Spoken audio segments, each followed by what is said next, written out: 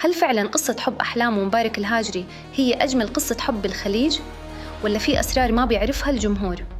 بعد أكثر من 23 سنة زواج، ما زالت أحلام وزوجها مبارك الهاجري يتصدران الترند من وقت للتاني، لكن مو بسبب الأغاني أو الحفلات فقط، لأن شائعات الطلاق والانفصال ما بتوقف أبداً. والغريب إنه كل مرة تنتشر فيها هالشائعات يطلع الثنائي برد جديد يخلي الناس تتساءل ليش الجمهور مصر يصدق إنه العلاقة انتهت رغم كل هالسنوات؟ والأغرب من هيك إنه قصة الحب نفسها بلشت بجملة واحدة فقط من مبارك الهاجري لأحلام، جملة قالت عنها إنها غيرت حياتها بالكامل. شو هي هالجملة؟ وكيف تحولت من لقاء عابر ببيروت إلى زواج استمر أكثر من عقدين؟ خليكم معي للنهاية لأن في تفاصيل كتير ما بيعرفها أغلب الناس. القصة رجعت لسنة 2003 لما التقت أحلام برجل الأعمال وبطل الراليات القطري مبارك الهاجري خلال وجودهما ببيروت. وبحسب الروايات اللي ذكرتها أحلام بنفسها، مبارك فاجأها بكلام مباشر وجريء جدا، قالها: هل تعلمين أن ربي خلقك لي؟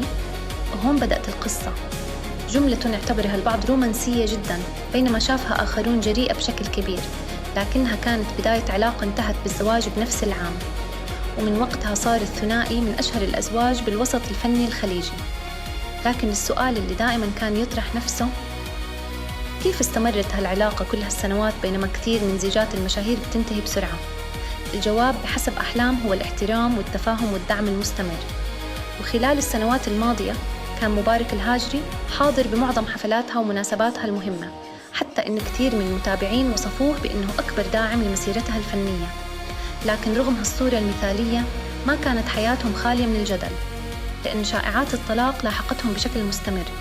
تقريباً كل فترة كانت تنتشر أخبار تتحدث عن انفصال أو خلافات بين الطرفين، واللافت إنه هالشائعات كانت ترجع أقوى كل مرة. لكن الثنائي كان يرد بطريقة مختلفة، مرة بصورة رومانسية، ومرة بفيديو عفوي، ومرة بمزحة تتحول لترند على مواقع التواصل. وأحدث مثال كان لما ظهرت أحلام بفيديو وهي تمزح مع زوجها وتطلب منه الطلاق، لكن رده كان مفاجئاً ورومانسياً بنفس الوقت، الأمر اللي اعتبره الجمهور رسالة واضحة لكل من يروج لشائعات الانفصال. لكن مو الحب فقط هو اللي جمع الثنائي، في جانب آخر أقل شهرة، وهو جانب الثروة والاستثمارات. فأحلام كشفت أكثر من مرة إنه زوجها لعب دوراً كبيراً بتغيير طريقة تفكيرها تجاه الاستثمار، ومع مرور السنوات تحولت من مجرد فنانة ناجحة إلى واحدة من أشهر المستثمرات بمجال العقارات الفاخرة. وبحسب تصريحاتها يمتلك الثنائي عقارات واستثمارات بعدة دول، منها الإمارات وقطر وفرنسا والولايات المتحدة. كما أعلنت مؤخراً امتلاكها عقاراً جديداً في جدة، وكشفت عن رغبتها بشراء منزل آخر في الرياض.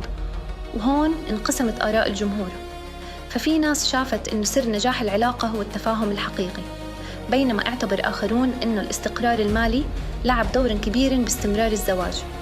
لكن مهما اختلفت الآراء، يبقى الواقع إن علاقة أحلام ومبارك الهاجري مستمرة منذ أكثر من 23 سنة رغم كل الشائعات والضغوط. والسؤال اللي بضل مطروح، هل فعلا قصة أحلام ومبارك هي أنجح قصة حب بالمجال الفني الخليجي، أم أن الجمهور لا يعرف كل التفاصيل بعد؟ اكتبوا رأيكم بالتعليقات، وهل تتوقعون استمرار هالعلاقة بنفس القوة خلال السنوات القادمة؟ ولا تنسوا اللايك والاشتراك بالقناة وتفعيل الجرس ليصلكم كل جديد.